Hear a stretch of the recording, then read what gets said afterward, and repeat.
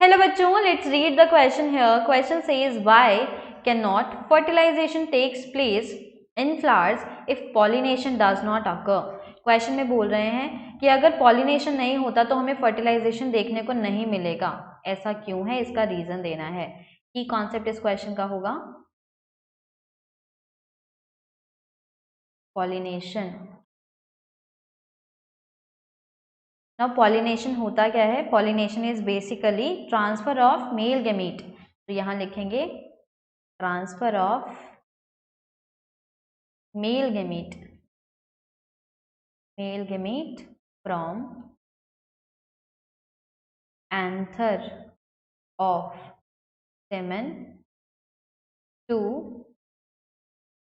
stigma of pistil. इस statement का मतलब क्या है, डायग्राम से समझ लेते हैं. This is male reproductive part. ये ऊपर वाला पोर्शन जो हेड है, दिस इज एंथर. नीचे जो स्टॉक है, दिस इज फिलामेंट. एंड इस पूरे को बोला जाता है स्टेमन. तो स्टेमन के एंथर वाले पार्ट के अंदर यहाँ पे पॉलन ग्रेन प्रेजेंट होता है. इसके अंदर इस पार्ट से हमें कहाँ पहुँचाना है? फीमेल के स्टिग्मा तक. तो यहाँ देख लेते हैं स्टिग्मा क्या होता है.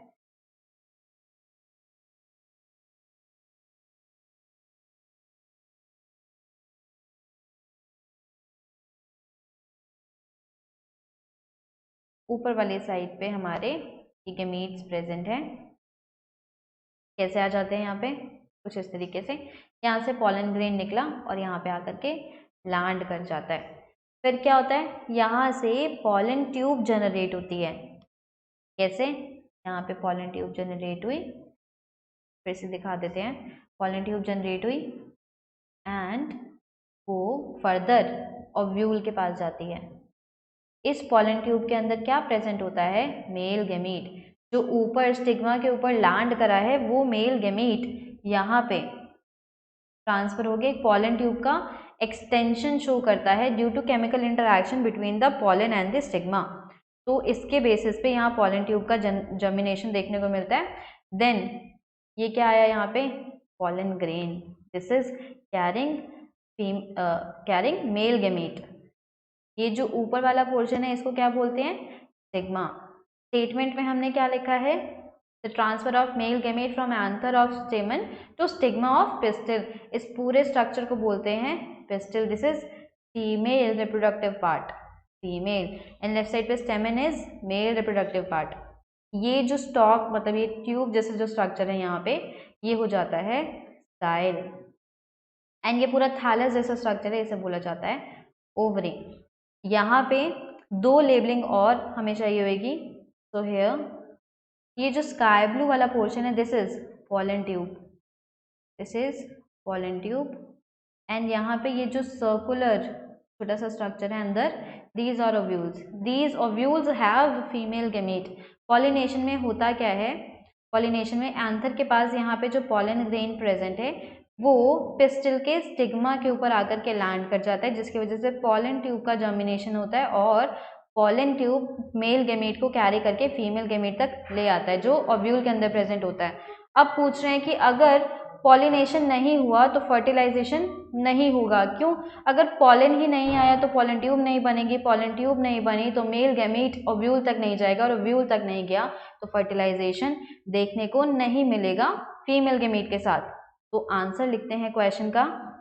If pollination does not occur, then there is no pollen tube formation in pistil, which will not carry the male gamete to female gamete in ovule. अगर पॉलिनेशन नहीं हुआ तो पॉलन ट्यूब का फॉर्मेशन नहीं होएगा. अगर पॉलिनेशन नहीं हुआ तो पॉलन ट्यूब का फॉर्मेशन नहीं होगा, पॉलन ट्यूब नहीं बनेगा तो हमारा मेल गैमेट फीमेल गैमेट तक पहुंचेगा ही नहीं, इस वजह से फर्टिलाइजेशन देखने को नहीं मिलेगा। देखेंगे यहाँ पे, hence there will be no fertilization, hence there will be no fertilization, no fertilization. I hope you got the answer very well. Thank you. Best of luck.